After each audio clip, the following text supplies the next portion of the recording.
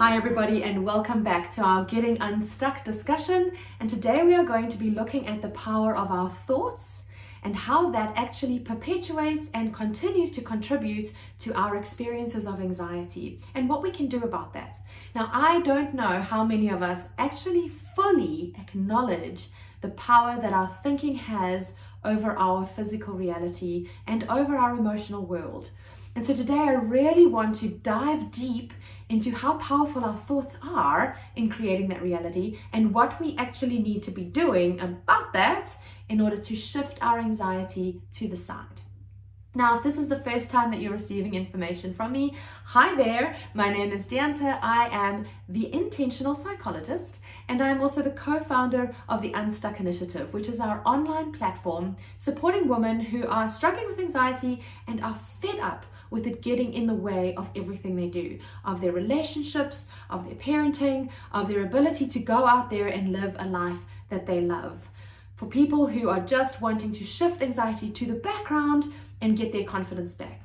Now, I am a clinical psychologist and an anxiety coach, and I have over a decade's experience in working with adults with a range of different mental health conditions. And over the years, I have come to realize that most mental health problems are emotional experiences that have become stuck, and anxiety is no different.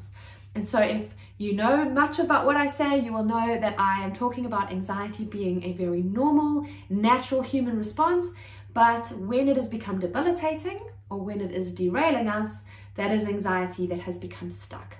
And my main mission in life is to help people to become unstuck from those emotional experiences.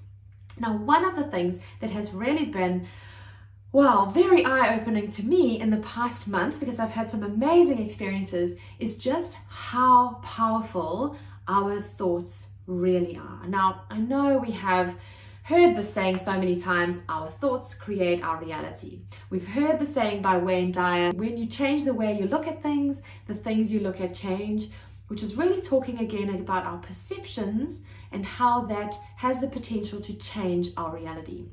Now, one of the biggest things when we're talking about anxiety is to recognize that our bodies, our normal state of being, is either in a fight or flight mode or in a rest and digest mode. One or the other. We're not ever just in limbo kind of hanging out there. We're either rest and digesting, which is our relaxed state, or we're in fight or flight mode, which is our stressed out state, to greater or lesser extents. Now, the only thing that decides whether our body goes this way or that way are our thoughts, our perceptions of our environment. When our thoughts or our perceptions are telling us that things are not okay, that it's not safe, that whatever's happening out there in the world, I can't cope with that, these are threatening thoughts to be having. When we're worrying about something, or when our perception is telling us that the environment is not okay, then we move into a fight or flight mode. Our bodies get ready to deal with that threat, with that stress. Whether it is a real or a perceived one, that doesn't matter. The fact of the matter is the thoughts have set off emotion that says to the brain, we need to get going. So we go fight or flight. However, when we're looking around and we're kind of feeling like things are pretty calm and it's safe, maybe we're just at home, whatever the situation is, if our thoughts are telling us, if our perception and our beliefs are telling us that our environment is safe, then of course we're going to go into a rest or digest mode. So it's all about what we're thinking, right? Now, our thoughts are so powerful that they can even affect our reactions and our physical reactions.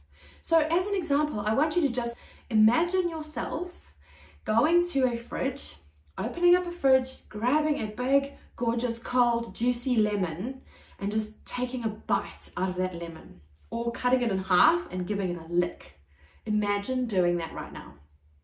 Imagine that sourness of that lemon in your mouth. Now, I am willing to bet that the experience that you've just had is that your mouth began to salivate at the thought of eating a lemon. You did not eat a real lemon. This did not happen in reality, and yet your body responded as if it was a reality for you. And this is how powerful our thoughts are. We have them and our body responds. or we imagine something's happening in our environment and we respond with an emotional reaction. Now, it's no different when you're worrying about the future. If you can imagine some future event and you're thinking about the bad outcome that that's going to have, or how terrible it might feel for you or be for you, your body and your mind and your subconscious mind is not sitting there going, yeah, but that hasn't quite happened yet. That's not reality. It all reacts right now in this present moment as if it is your reality. So your thoughts have now created a whole string of emotional reactions and events going on in your system based on something that hasn't even eventuated because it's in the future, for example. So this is how powerful our minds are in creating a particular state that we're experiencing in this moment. And often this is what perpetuates our anxiety. So if you have started struggling with anxiety, 9 out of 10 times it's happened because there is something in your environment that has felt threatening or fearful, or there is something uncomfortable that is happening that you don't want to happen. We've spoken about this in previous videos and in trainings before, that often our anxiety is there because we're avoiding something or something is not in alignment. But often we also have anxiety as a fear response, and it can be based in a reality. Let's face it, there's a massive pandemic going on for the past 18 months, and it continually feels as if we just cannot get a grip on this thing, right?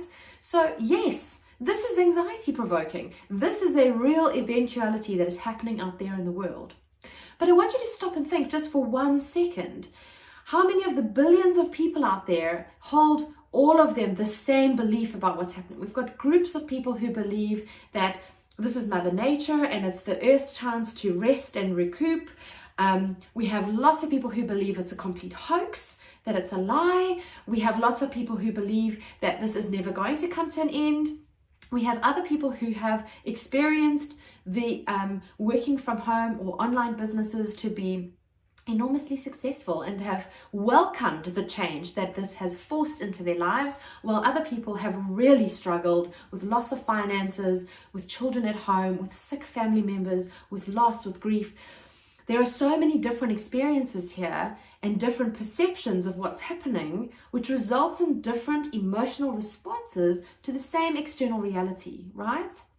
So just that already shows you that our perception and belief about the environment and what's happening around us also affects the way that we feel and can also perpetuate our anxiety.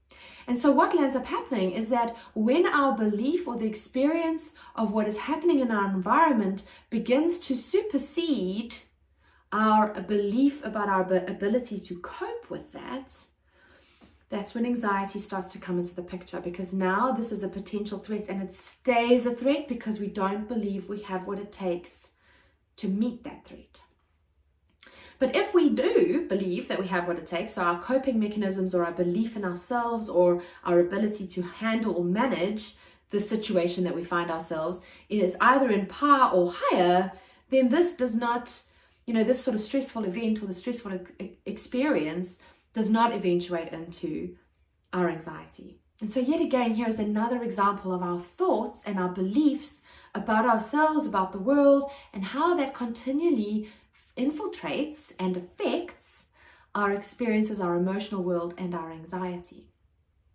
So what is one thing that we can do if we want to start shifting anxiety to the side? What do we need to do? Well, the very first thing is we need to start identifying which ones of the thoughts that we're having are unhelpful to us, because either they're based in a future eventuality that has not actually happened yet, or it's an unhelpful thinking style, so it's kind of always having a particular pattern of thinking, like for example catastrophizing events, or believing that everything is bad all of the time, or only seeing things from one perspective. These are unhelpful thinking styles that can really affect our emotional responses. We also need to be able to start separating ourselves, right? We don't want to be the thought. When we're fused with those thoughts, when those thoughts are our reality and we believe them, that's when we have these big emotional responses to them, and it also starts to eventuate in our actual environment. We want to take a step back from that, and we want to be the thinker of the thought, right? I want to be the person that has those thoughts and thereby has control over what those thoughts are saying and what they're doing in my reality. When we're able to do that, then we start to have better control over what we're thinking, what we're telling ourselves, and also how we might be perpetuating or shifting our reality. The other thing that we can start addressing in terms of our thoughts is our perceptions about what the threat is versus our ability to cope. And very often we're so honed in on this threat that we forget all of the coping strategies and the resilience and the support that we actually have to deal with this. Or we have some limiting belief around our ability to cope and our ability to deal with these situations. We've forgotten how strong and resilient we are. And so now we just see these big, massive things that are feeling very stressful as being the only thing, and we are just tiny and small and incompetent to deal with them. And it can feel frightening. And we have a belief that things need to be okay all of the time, otherwise life is terrible. But the reality is, life is full of these sort of ups and downs and trials and tribulations and scary things that are happening all around us, and yet here we are living that life. And we are very capable of coping. We are very capable of managing those situations. We just have to believe that, right? So, and that's got around our beliefs, our perceptions, and our thoughts. So those are three very important strategies that we need to start addressing in terms of our thought processes and how those are actually keeping the cycles of anxiety going, perpetuating that emotional response that we're having. If we want to shift it, we need to start shifting those.